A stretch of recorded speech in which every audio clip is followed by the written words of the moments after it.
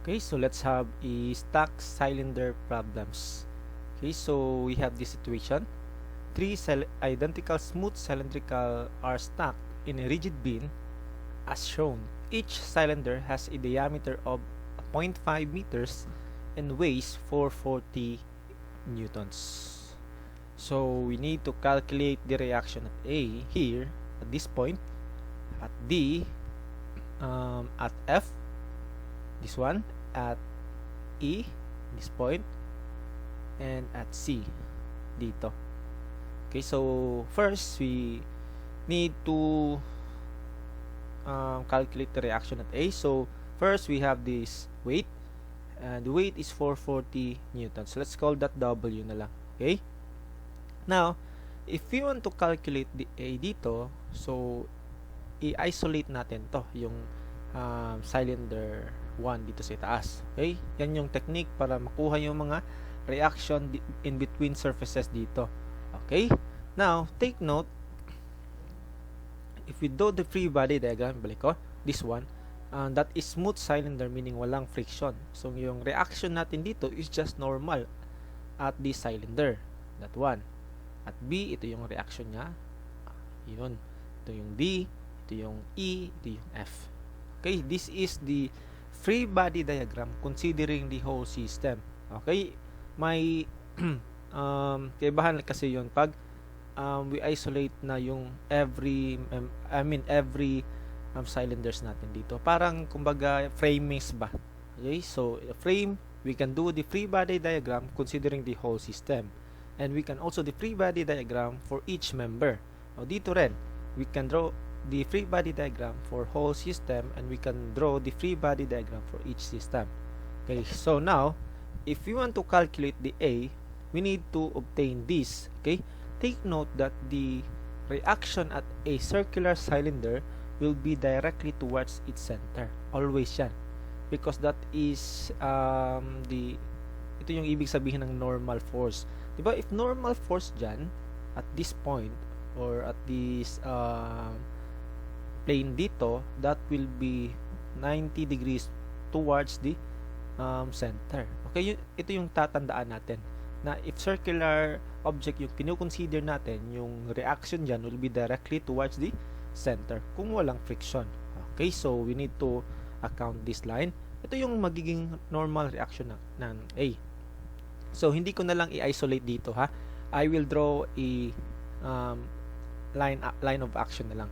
Ito yung A, dito yon. So that will be towards the center.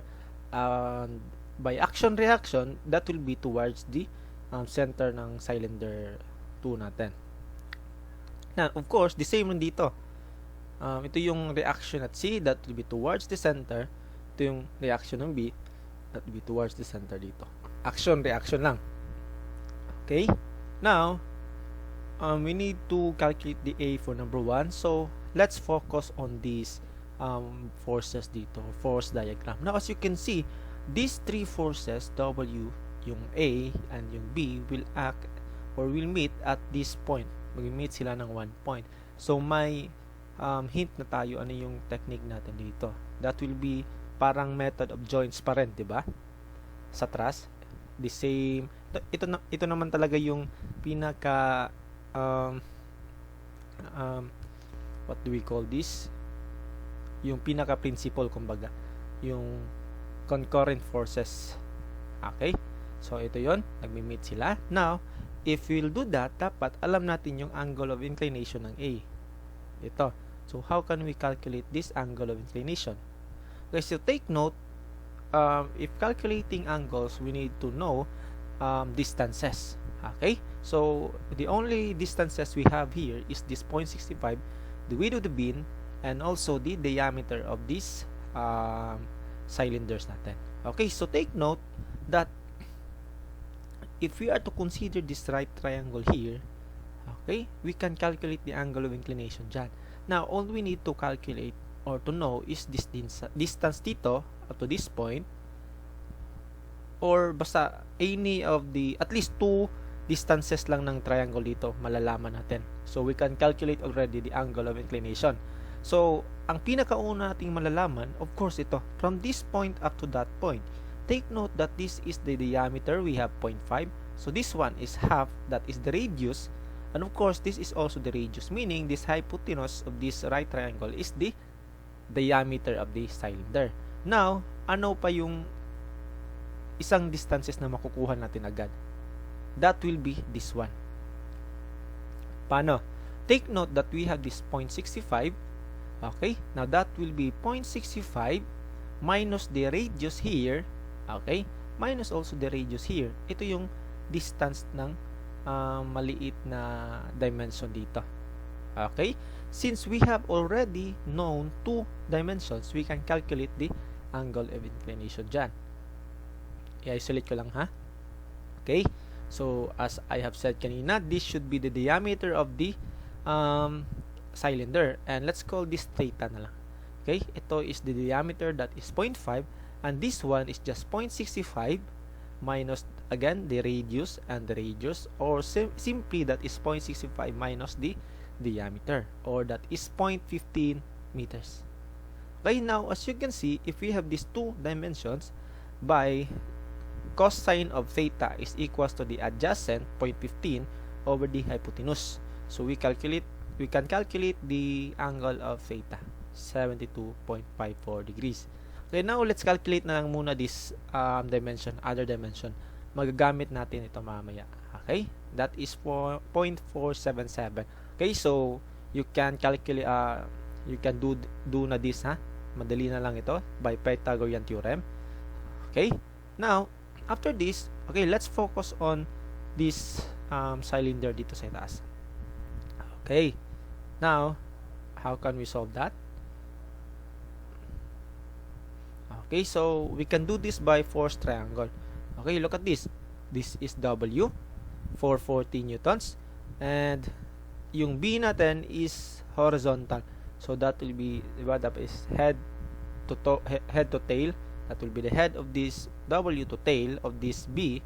Then ito yung B, then head to tail ng A, ito yung head ng A, that one. Okay? Now, you take note that this is just a similar triangle dito. Okay? Or simply, this is just the theta. Okay? Now, by sine of theta, that is equals to the opposite, that one, over the hypotenuse A. Or simply, A is 461.25 newtons. Okay, klaro? Or actually, you can do summation of forces vertical, summation of forces horizontal. Diba, analyzing at this point, you can do method of joints at this center. Okay?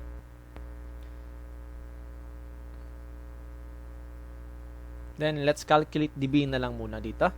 Okay, so, kahit hindi tinatanong, i-calculate na rin natin. So, by this, since this is a right triangle, Pythagorean theorem, 440 squared plus B squared is equals to the hypotenuse A squared. So, we have this B. Okay, now, for question number 2, calculate the reaction at D. So, how can we solve that? Okay, so ang pinakita ko sa inyong solution dito is by isolating the forces, diba? Or isolating the cylinders. So, let's continue that solution muna dito. Then, ipapakita ko sa inyo yung ibang tactic to solve this. Okay, since we know this, that the A is this one, so let's focus on this force system dito. Kumbaga, in-isolate natin ito. Okay? But dito sa drawing, di ko na lang in-isolate, ha? Yung forces diagram na lang yung titingnan natin. So, by knowing this or looking at this figure, okay, ito yung force W or weight. Ito yung force A. Okay? Take note that this is the reaction at A. And this one is the force D, yung tinatanong dito. And this one here is yung C natin. Okay, so as you can see here, again, by method of joints at this point or concurrent forces. Okay, by knowing that, and since we also know the angle of inclination ng A, and take note, no, that the angle of inclination ng A, as you can see here, is just equals to the angle of inclination ng C. Of course, klarong-klaro naman siguro. Okay, that is theta and that is theta.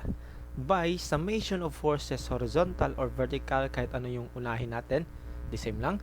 So that will be horizontal component of C cosine of angle. Then take note, horizontal component, so minus D, that will be going to the left, then plus horizontal component of A, that will be that one, cosine of angle. Okay, klaro? Okay, now another equation, summation of forces vertical, that will be C, the vertical component of this one, sine of that one. Wala tayong D dito, of course, di ba? Yung D is horizontal force lang. So that will be minus that one, the sine component, sine of theta, then minus 440.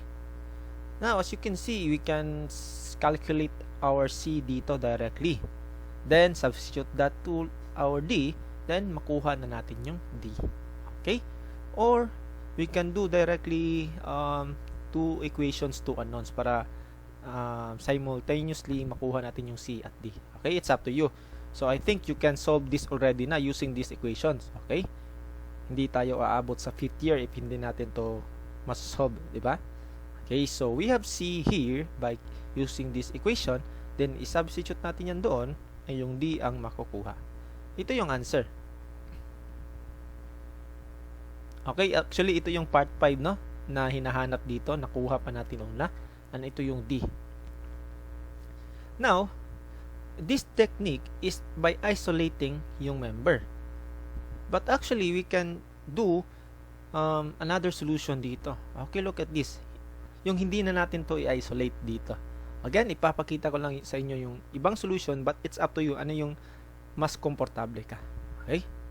Now, let's consider the whole system. Okay? I-neglect muna natin yung mga forces dito between contact surfaces. Okay? So, considering the whole system, kumbaga hindi natin in-isolate yung lahat. Now, look at this. If we take summation of moment about this point, okay, look at this. Dito tayo mag-moment. Kasi in equilibrium, we can do summation of moment at any point, and dapat for equilibrium, 0 yan. We can do summation of moment at this point, at this point, at this point. But look at this. If we take summation of moment at this point, ano yung matitirang force na unknown? Diba? This 2 is directly toward that point, so walang moment creation yan. Ito, meron. Of course, ito, wala. Kasi that is directly to this point. That one meron, and this one meron. And as you can see, ang D lang yung matitira dito. Okay? By doing that, summation of moment about this point, that will be 138.39. Ano yung moment arm? From here up to this point. Now, take note, this is the triangle, no? That one. And also, that is the similar triangle dito sa baba. So, that will be dalawang 4.477. Ito yung moment arm. That one multiplied by this. Then, minus D times the moment arm from this point up to that point. That is 0.477, of course, the altitude of this triangle. Then, this weight, take note, that weight will create moment about that point, clockwise rotation, plus 440. The moment arm is this point up to that point, and of course, ito yon, 0.15. And the same answer na lalabas yung nakuha natin kanina. Okay? Okay, this is just another solution na, okay? I hope hindi kayo malito. It's up to you if gagamitin mo tong unang solution, this one, or ito. Okay? Now, for number 3, calculate the reaction at F. Okay, so ito yung gusto ko nyong ma-observe, no? If we were to calculate the F, of course, sa beginners, i-isolate mo tong member na to. Ang napaka tedious na yan pag mag-isolate ka pa nito. Because as you can see, we have this force, this weight, and we have this reaction dito. Best option here is to do this whole system. Ito. Huwag natin i-expose yung mga contact surfaces dyan. Okay, by doing that whole system dyan,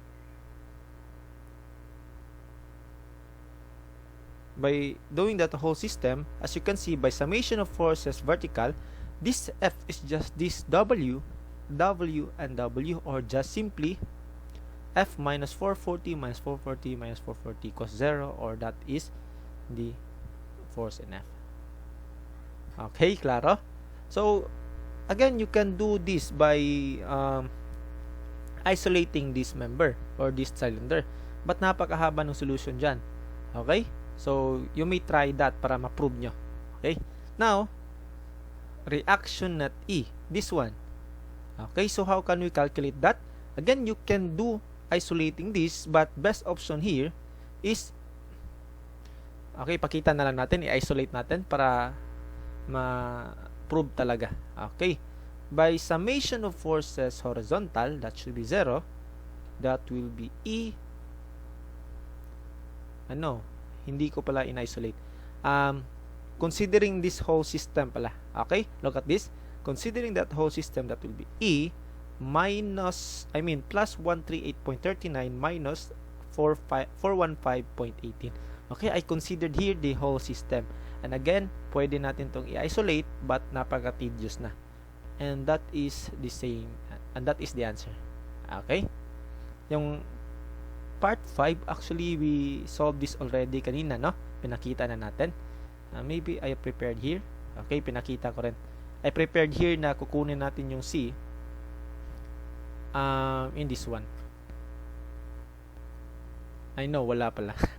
Okay, so last week ko na tong nagawa presentation na to. Nalimutan ko ano yung pagka sunod-sunod sa animation. Okay, so anyways, that's it for now.